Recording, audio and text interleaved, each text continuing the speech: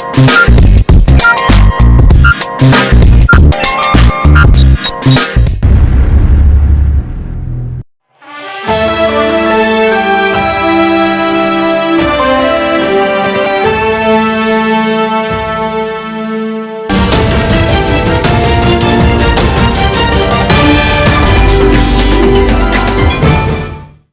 देख रहे हैं एडीएन उर्दू न्यूज और आपके साथ मैं हूं डॉक्टर सैयद वहाबुल हक।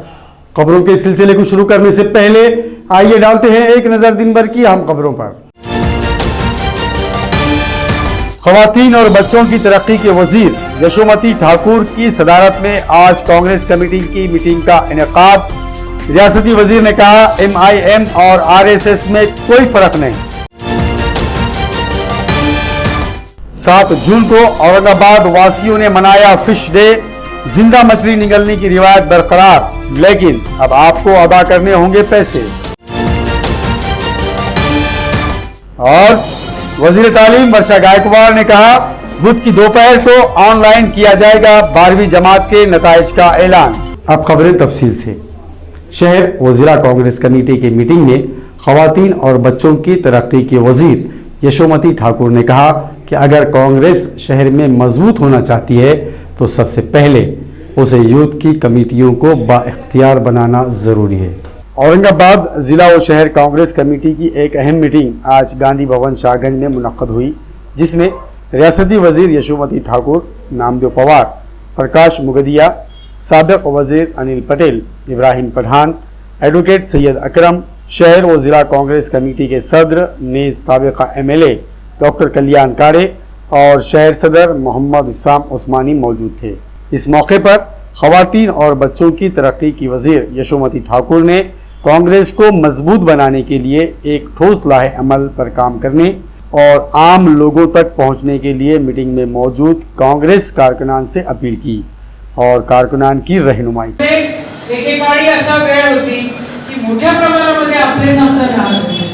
आता काही लोक स्वार्थापोटी इकडे तिकडे गेले, काही लोकांनी मतभेद केले, काही लोक MIM मध्ये निघून गेले।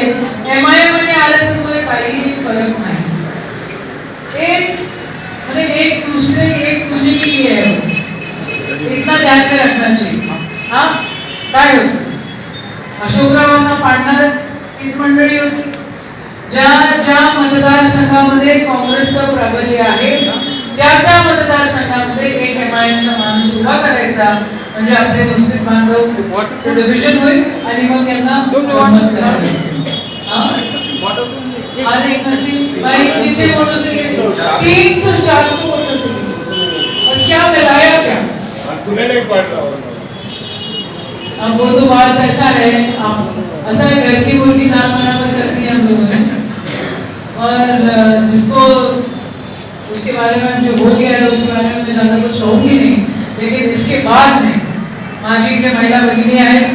सकाळी मला काही मंडळी भेटल्या, त्यांना काही बोलायचं होतं। तुम्हाला काय बोलायचं होतं थोडं बहुत मला समजतं आहे, पण माझं तुम्हाला सांगणं आहे, खऱ्या अर्थानं काँग्रेस बळकट करायची असेल तर महिला भगिनींनी इथं रस्त्यावर आलं पाहिजे।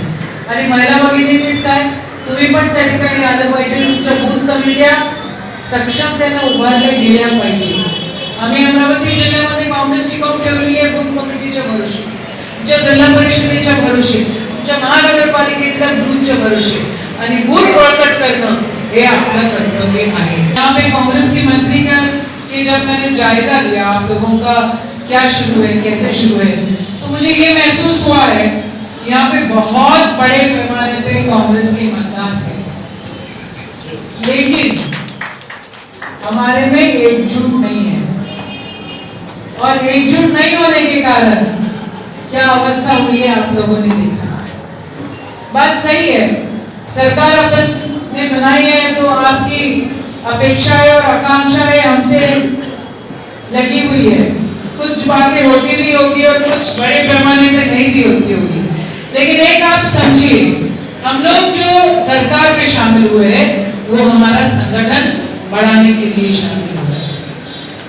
तो आपको सरकार की कोई भी बात यदि पसंद नहीं आती है तो आप ये मत समझिए कि मैं सरकार में कैसे हूँ। जो गलत है सो गलत है, और उसके लिए रास्ते पे आकर आंदोलन करना कोई गैर नहीं।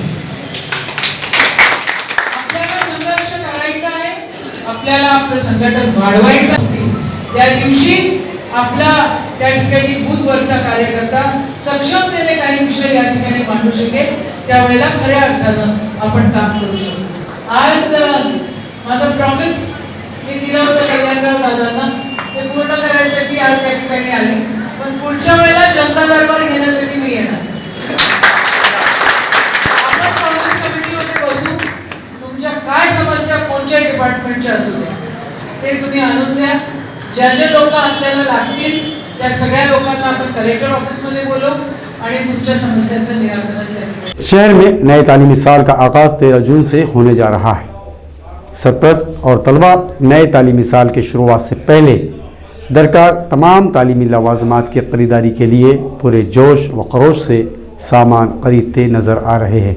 13 जून यानी आइंदा पीर से नए तालीमी साल का आगाज़ होने जा रहा है.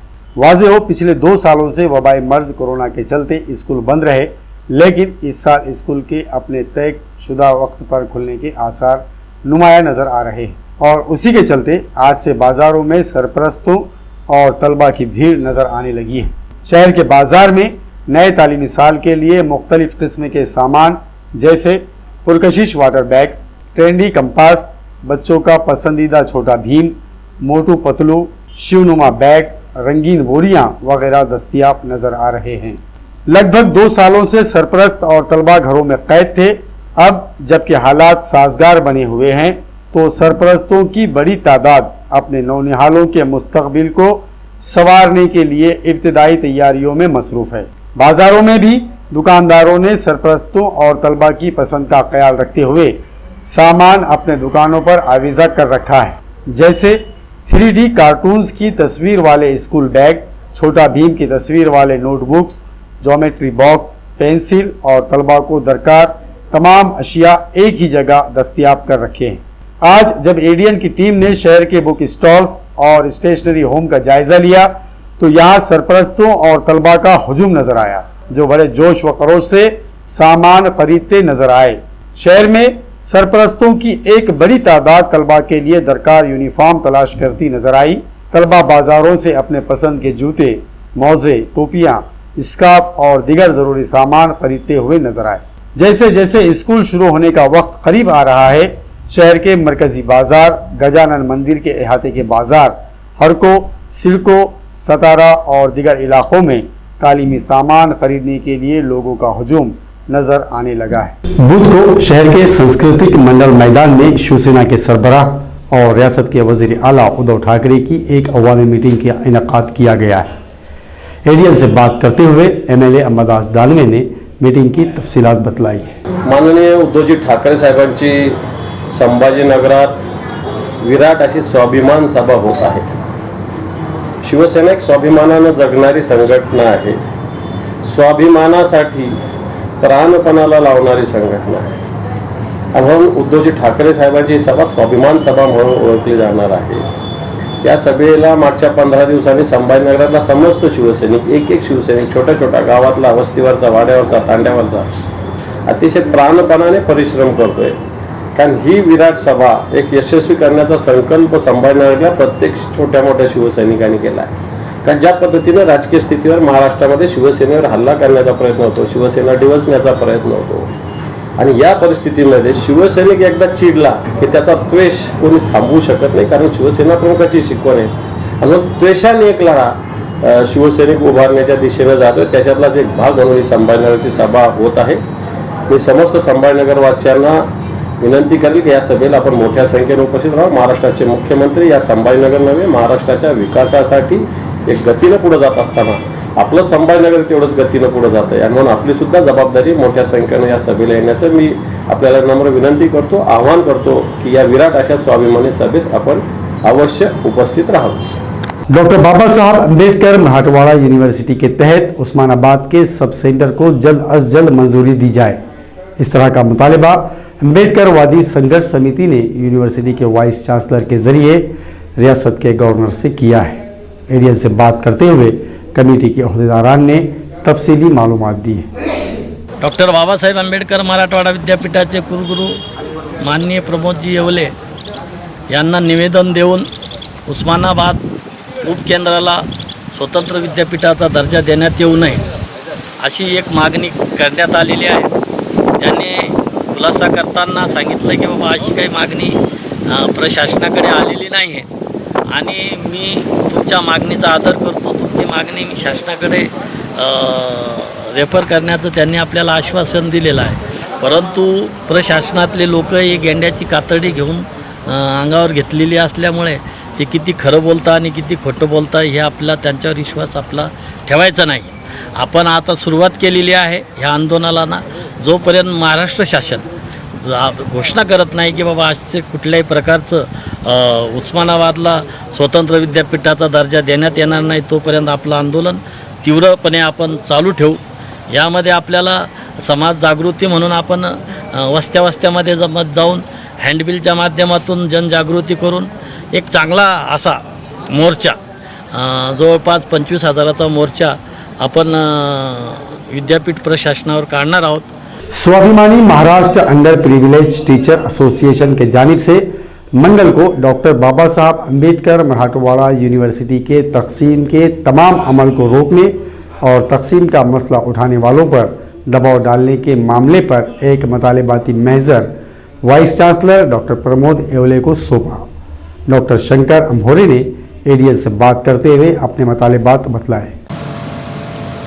डॉक्टर बाबासाहेब आंबेडकर मराठवाडा विद्यापीठाचे जे विभाजनाचा घाट जो संजय निंबाळकरच्या माध्यमातून या ठिकाणी मांडलेला आहे. मला असं वाटतं तो अत्यंत दुर्दैवी आहे. 2004ला उस्मानाबादला उपकेंद्राची आपण स्थापना केली. तत्पूर्वी डॉक्टर बाबासाहेब आंबेडकर हे नाव या विद्यापीठाला द्यावं यासाठी दलित समाजाने 17 वर्ष संघर्ष केला आणि त्या संघर्षानंतर माननीय शरद पवारांनी नामांतर केलेले नाम विस्तार केला. त्यामुळे त्याही वेळेस दलित समाजाच्या भावना दुखावल्या गेल्या होत्या.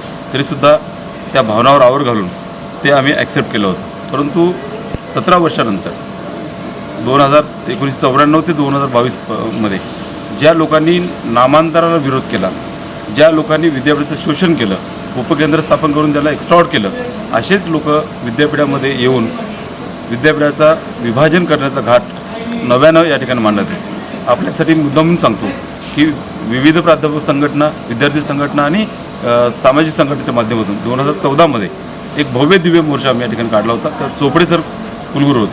चोपडे सरांनी घेतलेला निर्णय या पब्लिक प्रेशर पुढे त्यांनी तो विड्रॉ केला होता.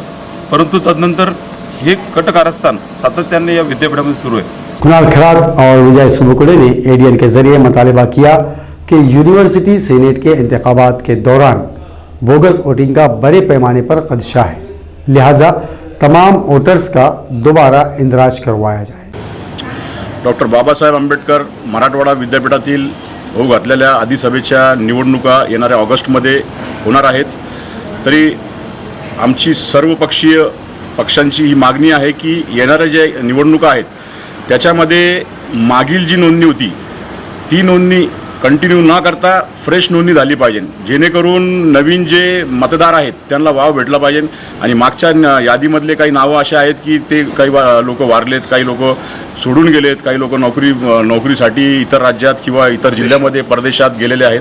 त्याच्यामुळं त्या ज्या लोकांचे नोंदण्या बऱ्याचशा प्रमाणात काही ग्रामीण भागात म्हणा, काही आपल्या औरंगाबाद शहरामध्ये, बीड शहरामध्ये, जालना शहर, मराठवाड्यामध्ये बोगस होण्याची शक्यता नाकारता येत नाही. त्याच्यामुळं आमची सर्वांची एक मागणी आहे की मागील नोंदणी ही कंटिन्यू न करता फ्रेश नोंदणी झाली पाहिजे आणि नवीन मतदारांना मतदान करण्यासाठी वाव भेटला पाहिजे.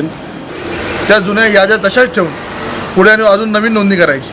परंतु यामध्ये आम्हाला षडयंत्र असं दिसतंय की काही लोकांचा स्पेशल इंटरेस्ट यामध्ये आहे, जेणेकरून त्यांना पुढील निवडणूक एकदम सोपी जावी म्हणून जुन्या नोंदण्या तशा ठेवल्या जातील असे त्यांचा षडयंत्र आम्हाला या ठिकाणी दिसतंय. परंतु शासनाच्या नियमानुसार, निवडणुकीच्या नियमानुसार या ठिकाणी अद्ययावत यादी बनवणे खूप गरजेचं आहे. कारण की आपण बघितलं असेल मागे पदवीधरचे इलेक्शन झाले, पदवीधरच्या निवडणुकांमध्ये सुद्धा अद्ययावत यादी बनवण्यात आली व जुनी यादी कॅन्सल करण्यात आली. या ठिकाणी सुद्धा सेटची यादी बनवत असताना नवीन मतनोंदणी या ठिकाणी झाली पाहिजे, जुनी मतदान यादी या ठिकाणी कॅन्सल झाली पाहिजे. कारण की काही लोकांच्या या ठिकाणी काही फायदे या ठिकाणी होणार आहेत, त्यामुळे त्या ठिकाणी ते तसे प्रयत्न करत आहेत की या ठिकाणी जुनी यादी राहिली पाहिजे. परंतु आमची एमआयएम विद्यार्थी आघाडीच्या माध्यमातून अशी मागणी आहे की नवीन मतदान नोंदणी झाली पाहिजे. नाजरीन, अब वक्त हो चला है एक मुख्तसर वक्फे का. खबरें अभी और भी हैं, देखते रहिए एडीएन उर्दू न्यूज। नजर जाईल तिथवर भगवा फडकणार, लाखोंच्या संख्येने या हिंदुत्वाचा गजर, चलो संभाजीनगर। माननीय उद्धवजी बाळासाहेब ठाकरे यांची स्वाभिमान सभा बुधवार दिनांक 8 जून 2022 रोजी सायंकाळी 6 वाजता मराठवाडा सांस्कृतिक मंडळ मैदान संभाजीनगर।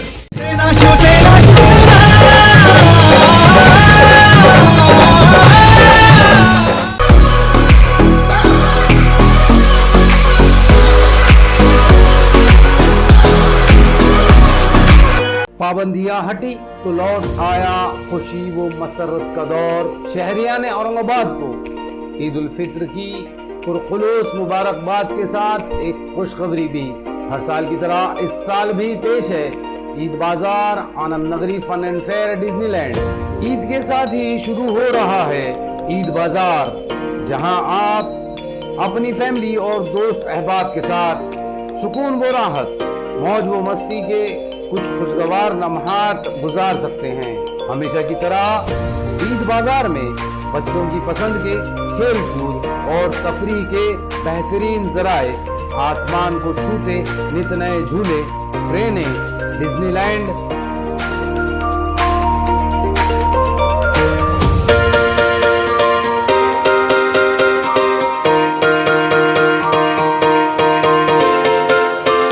साथ चटपटे मजेदार खानों का मजा भी।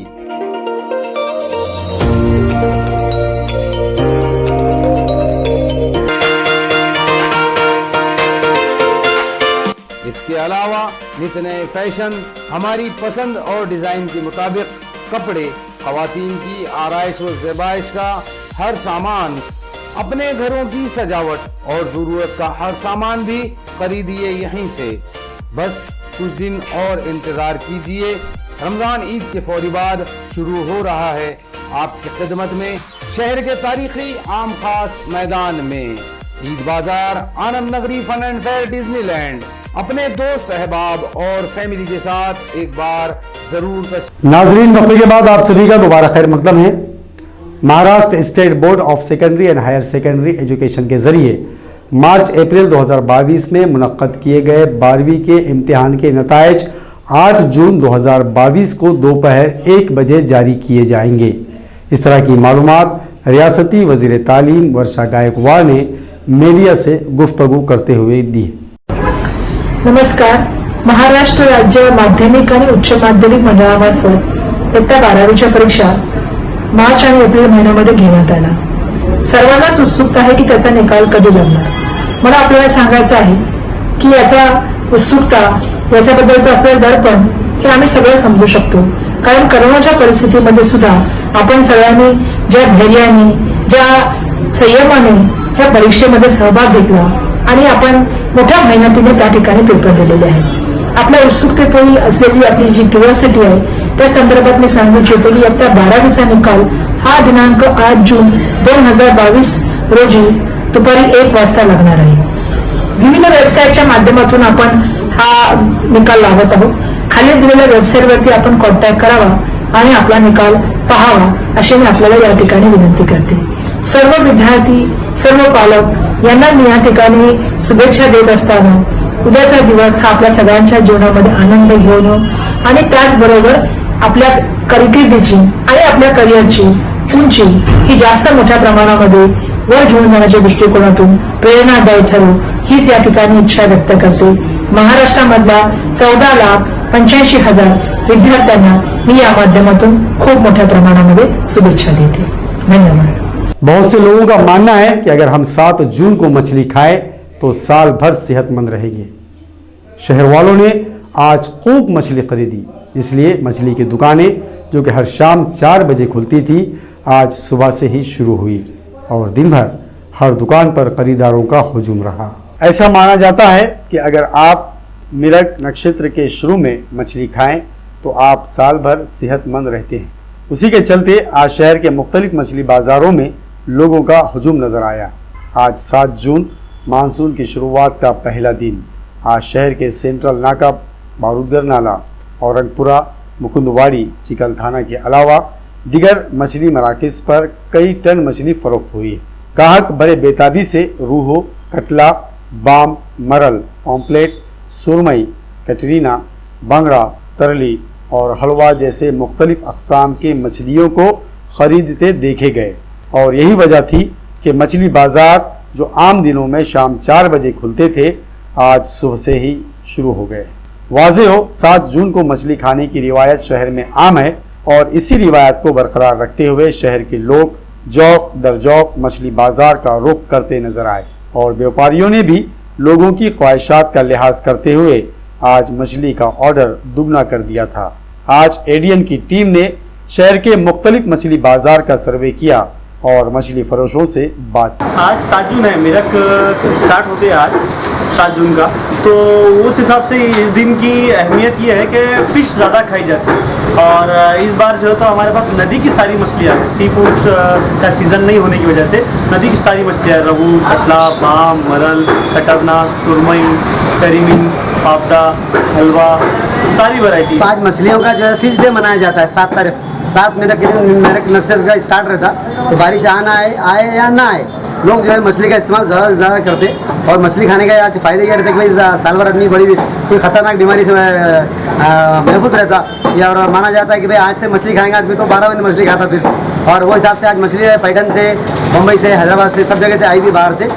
दमे के मरीज हर साल 7 जून को मृग नक्षत्र के पहले दिन दवा के साथ जिंदा मछली खाने की रिवायत है, लेकिन अब ऐसा लगता है कि उन्हें इस इलाज का खर्च चुकाना पड़ेगा। दमे के मरीजों को तकरीबन 50 सालों से हर साल 7 जून को मृग नक्षत्र के पहले दिन जड़ी बूटियों के साथ जिंदा मछली खिलाने की रिवायत है। शहर के सिटी चौक में अपने आबाई पेशे को, या यूं कहे कि अपने आबाई रिवायात को अब भी बरकरार रखने के लिए हर साल दमे के मरीजों को जिंदा मछली खिलाई जाती है।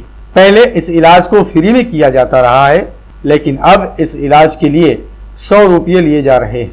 कहा जाता है कि बहुत से लोग या बहुत से मरीज इस इलाज से मुस्तफीद हुए हैं, इसीलिए 7 जून को सिटी चौक में दमे के मरीजों की जबरदस्त भीड़ जमा हुई है। न सिर्फ शहर बल्कि बैरून शहर से भी लोग यहाँ दवा लेने आए हैं। जालना, बीड़, परभनी, उस्मानाबाद, सूरत और अहमदाबाद से भी मरीज और उनके रिश्तेदार दवा लेने के लिए आज बड़े पैमाने पर यहाँ देखे गए। में दवा लेनी बहुत में आराम हुआ और दवा नहीं होती। और आज मैं यहाँ पे 7 जून को पहली बार आया हूँ मच्छी के लिए, जो जिसकी शिकायत सांस की और दमे की है, और इंशाल्लाह इससे बहुत फ़ायदे होते हैं और बहुत सालों से ये यहाँ पे चालू है सिटी चौक में।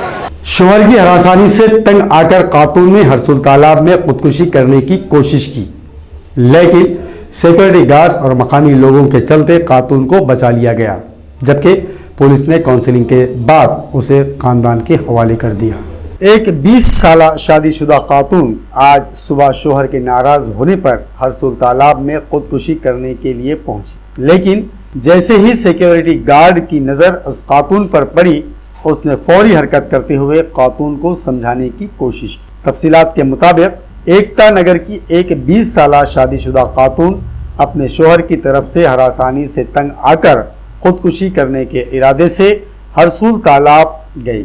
महल्ले वालों ने इस वाक़े की फौरी इत्तला तालाब पर हिफाजत के लिए मामूर गार्ड्स कैलाश वानी को दी। गार्ड्स ने इत्तला मिलते ही फौरन हरकत की और इस खातून को तलाश किया। खातून को समझा मनाकर किसी तरह रोकने में गार्ड्स कामयाब रहा। उसके बाद पुलिस को इस वाक़े की इत्तला दी गई।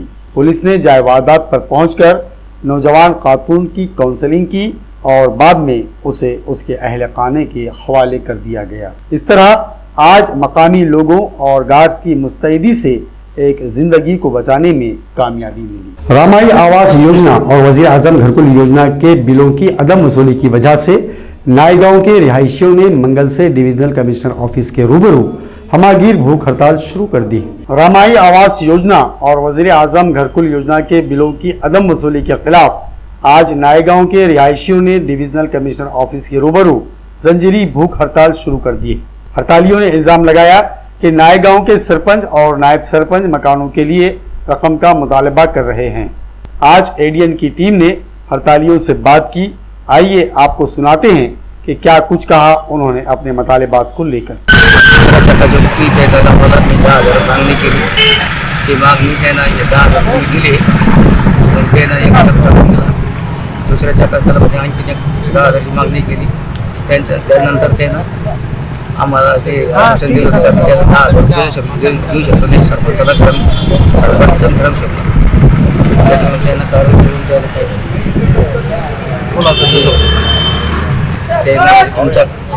त्यानं आमची घेऊन पंचनामा केला की तुमचे मालक आपली जमीन नाही, नावावर जागा नाही, तुमचे कागद सिमेंट पत्थरचे घरं आहे मंजूर केले आहेत. आणि मग आम्ही त्याला 10,000 रुपये दिले. नंतर ते 10,000 रुपये नाही दिले तर आमचे चक्र रोखण्यात आले. मग असे ग्रामपंचायतमध्ये गेलो होतो, म्हणजे हमारे पास सब है, जोड़ है, सब है हमारे पास, तुम कुछ नहीं कर सकते. सरपंच जी घरकुल रमाई आवास योजना आणि पंतप्रधान घरकुल आवास योजनेअंतर्गत मंजूर झालेली जी घरकुल आहेत यांचे बिलं थांबवलेले आहे. आणि त्याचबरोबर त्यांच्या वडिलोपार्जित आणि वर्षानुवर्षापासून स्वतःच्या हक्काच्या ज्या काही जागा आहेत त्या जागा राजकीय द्वेषापोटी आज अवैध असं ग्रामपंचायतच्या वतीने दाखवण्यात आले आहेत.